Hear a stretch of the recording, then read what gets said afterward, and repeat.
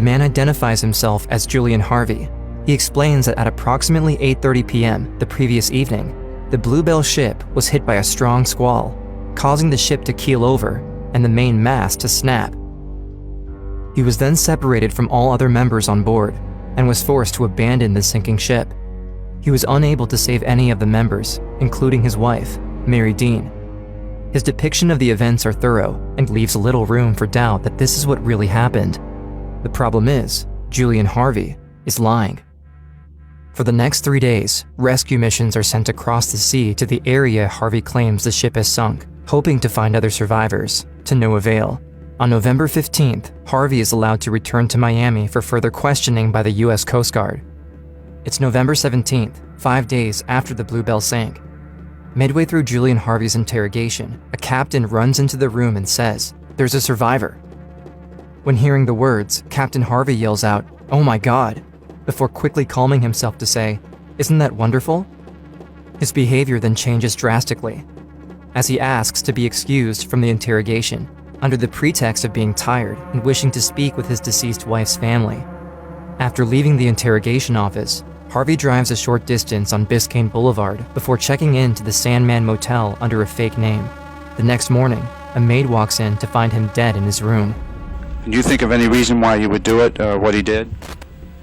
None other than that I have known him for these many years, and I think that he had found the dream girl of his life, and since he's been back, and since I picked him up at the airport, I would say that he has been in a very deep state of shock. And I think that he was still in that condition and possibly had never come out of it until the time of his death.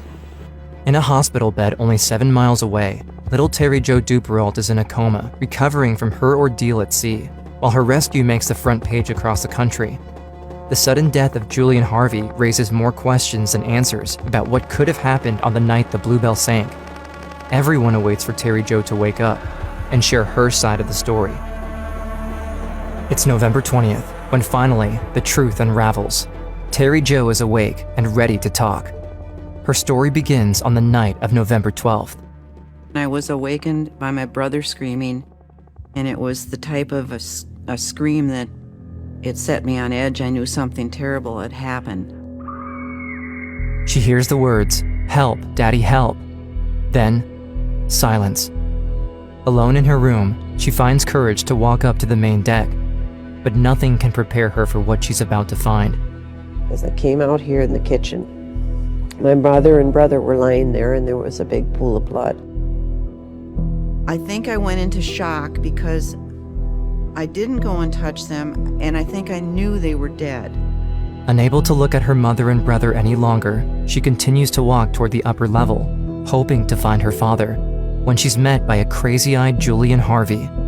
She asks him what happened, but instead of answering, he shoves her down the ladder, yelling at her to get back down to her room. I was very trusting, and I thought that something bad had happened, and that he didn't want me to see what had happened.